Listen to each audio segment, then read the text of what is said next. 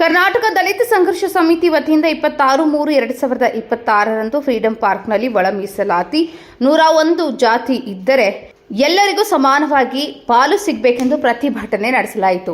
ಈ ಸಂದರ್ಭದಲ್ಲಿ ಮಾತನಾಡಿದ ಕರ್ನಾಟಕ ದಲಿತ ಸಂಘರ್ಷ ಸಮಿತಿ ರಾಜ್ಯಾಧ್ಯಕ್ಷರು ಹೆನ್ನೂರು ಶ್ರೀನಿವಾಸ್ ಸರ್ಕಾರಕ್ಕೆ ಎಚ್ಚರಿಕೆ ನೀಡಿದರು. ಹಾಗೂ ಒಳ ಮೀಸಲಾತಿಯ ಬಗ್ಗೆ ಈ ಸಭೆಗೆ ಹಾಜರಾಗಿರುವ ನಾಯಕರು ಕೆಎಚ್ ಮುನಿಯಪ್ಪ ಮತ್ತು ಎಂಸಿ ಸುಧಾಕರ್, ಮಾಜಿ ಸಮಾಜ ಕಲ್ಯಾಣ ಸಚಿವರು ಆಂಜನೇಯಲು, ಮಾಜಿ ಲೋಕಸಭಾ ಸದಸ್ಯರು ಚಂದ್ರಪ್ಪ ಎಲ್ಲರಿಗೂ ಧನ್ಯವಾದಗಳನ್ನು ಹೇಳಿ, ನಾಳೆ ಏನಾದರೂ ಸಿದ್ದರಾಮಯ್ಯ ಅವರು ಒಳ ಮೀಸಲಾತಿ ಜಾರಿ ಮಾಡಿಲ್ಲವೆಂದರೆ ಮುಂದಿನ ಚುನಾವಣೆಗಳಲ್ಲಿ ಅವರನ್ನು ಸೋಲಿಸ್ತೀವಿ ಮತ್ತು ಅವರ ಪಂಚೆ ಉದುರೋ ಹಾಗೆ ಕೆಲಸ ಮಾಡ್ತೀವಿ. ಎಲ್ಲ ಮತಕ್ಷೇತ್ರಗಳಲ್ಲಿ ಕಾಂಗ್ರೆಸ್ ವಿರೋಧ ಮಾಡಲಿ ಎಂದು ಪರಿವರ್ತನೆ ಮಾಡ್ತೀವಿ. ಅಲ್ಲದೆ ಮತ್ತೆ 30 ವರ್ಷಗಳ ನಮ್ಮ ಹೋರಾಟದಲ್ಲಿ ನಮ್ಮ ಕೆಎಚ್ ಮುನಿಯಪ್ಪ ಆಗಲಿ ಮತ್ತೆ ಪರಮೇಶ್ವರ್ ಅವರಿಗೆ ಆಗಲಿ ಇಲ್ಲ ಖರ್ಗೆ ಅವರಿಗಾಗಲಿ ಸಿಎಂ ಆಗುವ ಅವಕಾಶ ಕಲ್ಪಿಸಿ ಎಂದು ಈ ಸಂದರ್ಭದಲ್ಲಿ ಮಾತನಾಡಿದರು.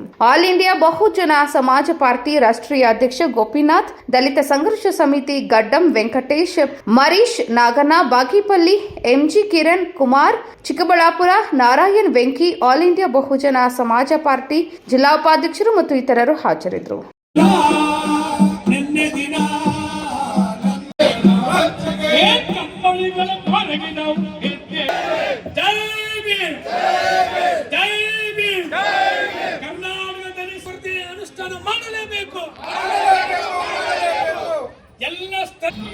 ಹಾಗೇನೆ ಪ್ರಾದೇಶಿಕ ಸರ್ಕಾರ ಅಂತ ಇತ್ತು, ಪ್ರೊವಿನ್ಷಿಯಲ್ ಗವರ್ಮೆಂಟ್. ಅಲ್ಲಿ ನಮಗೆ ಅವಕಾಶ ಕೊಡಿ, ನಮ್ಮ ಜನಸಂಖ್ಯೆಗೆ ತಕ್ಕಂತೆ ನಮಗೆ ಸ್ಥಾನಗಳು ಕೊಡಿ. ಅಲ್ಲಿ ಮೀಸಲಾತಿ ಉದ್ಯೋಗ ಯಾವುದೂ ಕೇಳಿಲ್ಲ, ಮೀಸಲಾತಿಯ ಪ್ರಶ್ನೆನೂ ಬರಲಿಲ್ಲ. ಕೇಳಿದ್ದೇನಂತ ಹೇಳಿದ್ರೆ ನಮ್ಮ ಅಧಿಕಾರ ನಮ್ಮ ಕೈಲಿ ಇತ್ತಂದ್ರೆ ನಾವು ಉದ್ಯೋಗ ಪಡ್ಕೊಳ್ಳೋದೇನು ಕಷ್ಟ ಇಲ್ಲ.